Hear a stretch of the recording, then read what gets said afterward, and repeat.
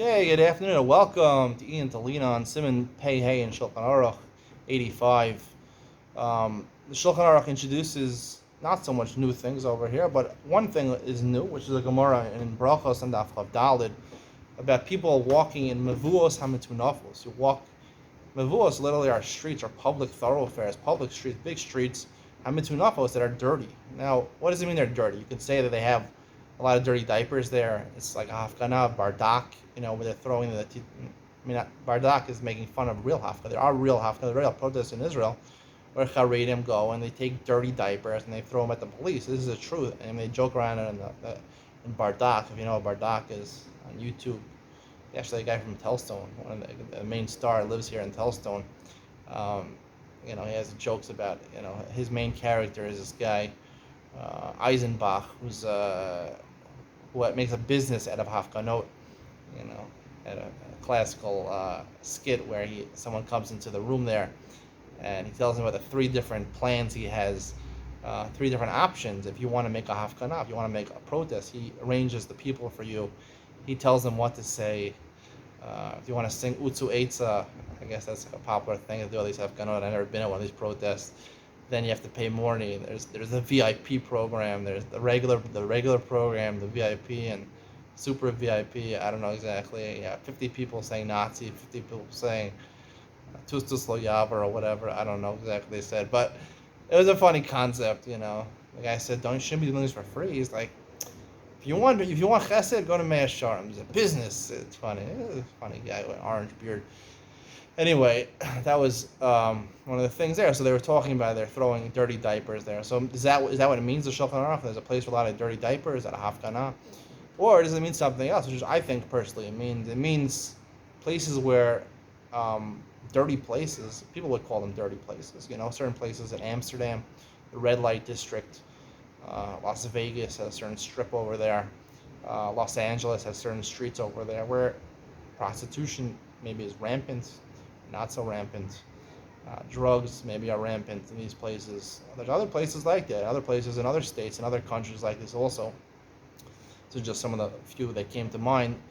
So you're in one of these places where it's prostitution. It's a place of prostitution. That's Makom Aitinova. That's what I think what's going on over here. Now, the psak from the Shulchan Aruch is that you can't even mouth Kriya Shema. However, and not only that, you can't even, according to the Rambam, you can't even maharer b'divrei Torah. You can't even think divrei Torah in these places, which is pretty significant because here divrei Torah is mutter in certain circumstances when you're not allowed to learn Torah with your mouth. Meaning, for example, in the middle room of a spa where some people are naked and some people are clothed, or if you touch something dirty, right? If you touch something, a part of your body that's normally covered, according to the Shulchan Aruch, you can't say divrei Torah. You scratch your head. There's a lot of, you went to the bathroom, you didn't wash your hands, so you can't say divrei Torah, but you can still think divrei Torah. Or maybe even before you say Birchos HaTorah, you can think divrei Torah according to some people. The Gra says you can't. There's certain, here divrei Torah is not as severe as speaking the Torah. But in Makom HaMitunafos, Mevuos HaMitunafos, not even on Laharer b'divrei Torah. What's the explanation over here? Just because it's a place of prostitution, you can't think about divrei Torah. I'm going to say something a little radical, but if you've heard my other shiurim, it's not radical at all. It's really based on my other shiurim. Is that, listen, I'm not an advocate for prostitution in a place where the law forbids it. In most countries, in most states, in most places, prostitution is forbidden. Soliciting prostitution will get you to jail time, maybe. Ask Robert Kraft. I don't think he went to jail for it, but it'll get you. It's illegal in most places, but there are places. I think Las Vegas in certain counties allows prostitution. There are certain countries that allow prostitution. Netherlands, Amsterdam allows prostitution. There's a price for it.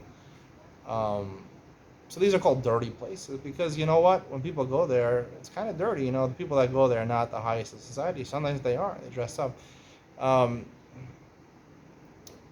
Now, people think the concept of prostitution is a very disgusting thing, a terrible thing. But, first of all, Yehuda went with a prostitute, who he thought was a prostitute. Tamar. Yehuda and Tamar. Yehuda, he wasn't one of the avos, but he was the son of one of the avos. We think of Yehuda as a great person. He went with Tamar, a prostitute, Kadesha. And they call it a Kadesha. Kadesha comes from the word Kadosh, holy. So is prostitution a good thing or is it a bad thing? The idea is that I think it's only something which is fit for elevated people. As much as you might think it's the opposite, but I think people um, that are low lives, I'm not going to define what a low life is, but then they're not involved with society. They're not involved in the makeup of society. Usually, they're not married. They don't have families. Maybe they have problems with alcohol or drugs or things like that. It's unfortunate those people, but um, when they solicit prostitution, it's not going to help. It's not a kadosh thing. It's not gonna make them a holier person. They're a low life. It's not a good thing for people. However, people that are reach a level of sophistication in life where they actually are in control of their lives, physically, mentally, emotionally, have a stable family, maybe even married, stable family. I don't think prostitution is a bad thing. I think it's a really great thing.